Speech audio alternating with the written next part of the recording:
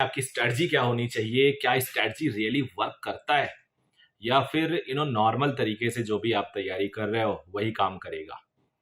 तो इसको जानने के लिए जरा कुछ क्रॉस चेक करते हैं।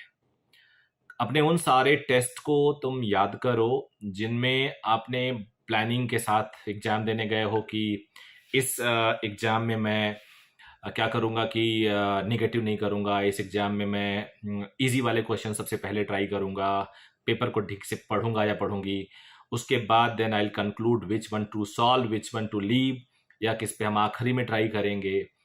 एक एक जो बड़ा ही प्लान तरीके से आपका एक पेपर था उसको याद करो। एंड फिर याद करो उस पेपर का जो ऐसे रैंडमली, जो एक बड़ी मजाकिया और व्यंग्या कमेंट वाले लहजे में बोला जाता है, व्यंग्यात्मक, यस, जो बोला जाता है कि मुंह उठा के चल दिए एग्जाम देने। तो एक मुंह उठा के चल दिए यानी बिना प्रिपरेशन के चल दिए, वो और एक प्लान्ड वाली स्टडी के साथ जब आप टेस्ट देने गए, दोनों के रिजल्ट को याद करो। यू विल फाइंड दैट जिसमें आप प्लान तरीके से गए हो वो काफी अच्छा हुआ है, वो इनफैक्ट सेटिस्फाई भी करता है आपको। और जिसमें बिना प्लान के गए आप, वो आपको एक तो रिग्रेट भी फील कराने नहीं देता, क्योंकि आपसे बार बार ये कहलाता है वो कि ये टेस्ट तो बिना मेरे प्रिपरेशन के हुआ, इसमें तो मैंने कोई प्रिपेयर ही नहीं किया, ये तो मेरा ऐसे ही हो गया, प्रिपेयर करता या करती तो और अच्छा होता।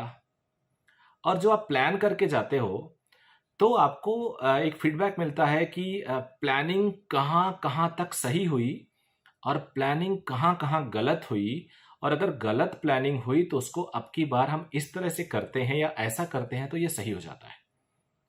तो मेरा अपना पर्सनल बिलीव है इतने सालों का। देखो यार, एक्सपीरियंस से कई चीज़ें आती हैं, कई चीज़ें पढ़ के आती हैं, कई चीज़ें एक्सपीरियंस से आती हैं, दोनों कर लो तो और अच्छी बात है।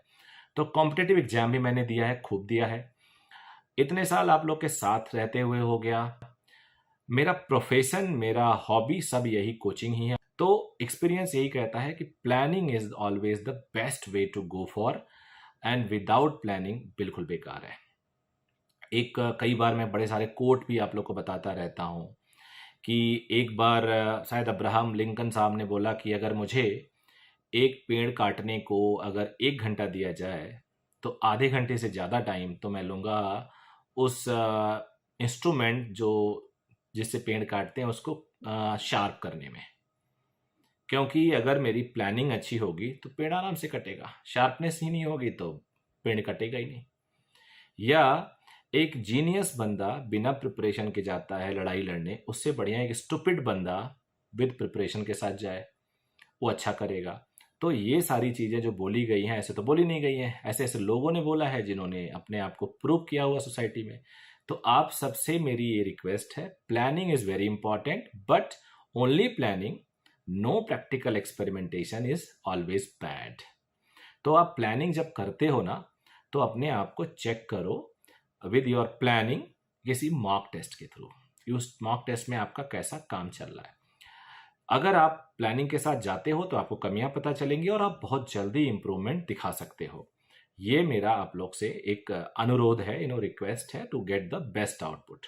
अब मैं बात करने वाला हूं कुछ दूसरी बात यह है कि स्टिल अगर आपको अभी लग रहा है कि आपके मार्क्स नहीं बढ़ रहे हैं और एक स्टैग्नेशन आ गया है, तो आप 1-2 दिन का पॉज लो, रुक जाओ। टेस्ट दे रहे हो तो 1-2 दिन बिल्कुल कुछ टेस्ट वोस्ट मत दो, और उस सब्जेक्ट को पूरी तरह से, दोनों सब्जेक्ट को छोड़ के, बिल्कुल छोड़ के उस सब्जेक्ट पे लग जाओ जिसमें आपके नंबर नहीं आ रहे हैं।